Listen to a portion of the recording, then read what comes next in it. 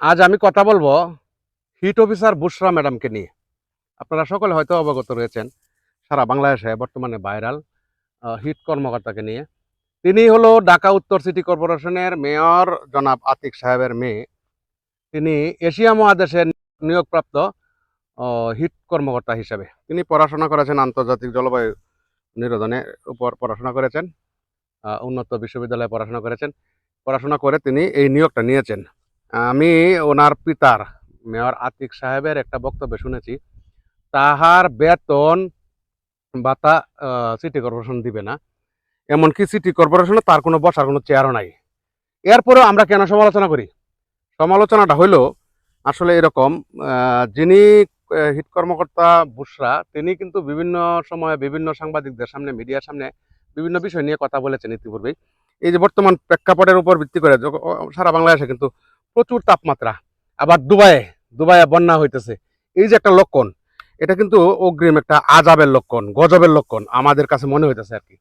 কিন্তু এই সময়ে তিনি বলেছেন প্রত্যেককেই সাথে ওই ফ্যান রাখার জন্য, যিশু ফ্যান, যিশু ফ্যান রাখার জন্য বলছেন, এবং মাথায় ক্যাপ রাখতে বলছেন, পানির বোতল রাখতে বলছেন। পানির বোতলটা হয়তো বাংলাদেশের মাটিতে সম্ভব, অনেকে রাখতে পারবে, কৃষক, শ্রমিক, জনতা সবাই রাখতে পারবে, কিন্তু আসলে কি এই যে ব্যাগের মাঝে ফ্যান রাখা বাংলাদেশে এখনো সেরকম পরিবেশ কি হয়েছে? এটা আমার কাছে মনে হয় না। বাংলাদেশে অনেক পুরুষ মানুষ, অনেক বেশিরভাগ পুরুষ মানুষই আমরা কাঁধে ব্যাগ রাখি না।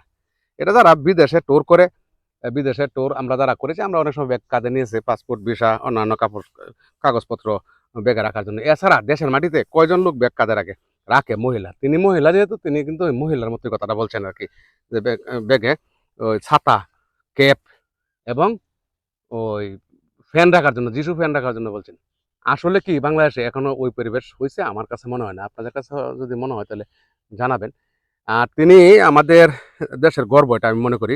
তিনি প্রথম আমাদের এই ধরনের একজন নিয়োগপ্রাপ্ত কর্মকর্তা হিসেবে। আমরা যারা মোটামুটি শিক্ষিত, এত এত কিছু বুঝি না, আমাদের উচিত হবে তাকে সকল বিষয়ে সহযোগিতা করা, সকল বিষয়ে তাকে সহযোগিতা করা।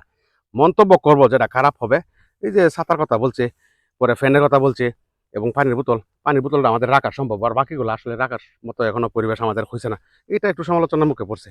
আর আবহাওয়া, এটা কোনো মানুষের দ্বারাই সম্ভব না নিয়ন্ত্রণ করতে। তবে আমরা আবহাওয়া পরিবর্তনের জন্য আল্লাহ তাআলা যেগুলো বলে দিয়েছেন, গাছ লাগানোর জন্য এবং ময়লা মূত্র এগুলা পরিষ্কার পরিচ্ছন্ন রাখার জন্য, যেগুলোতে গ্যাস সৃষ্টি না হয়, কালো ধোঁয়া নির্গত যাতে না হয়, এটার ব্যাপারে আমরা খেয়াল নিব। এইসব বিষয় সেগুলো কিন্তু আমরা কোরআন হাদিসেও পাইছি। পরিষ্কার পরিচ্ছন্নতা হলো ইমানের অঙ্গ। সুতরাং আমরা সকলে পরিষ্কার পরিচ্ছন্ন থাকবো, বেশি করে গাছ লাগাবো, পরিবেশের ভারসাম্যকে সঠিক রাখার চেষ্টা করবো ইনশাআল্লাহ। আসসালামু আলাইকুম, সকলে ভালো থাকবেন।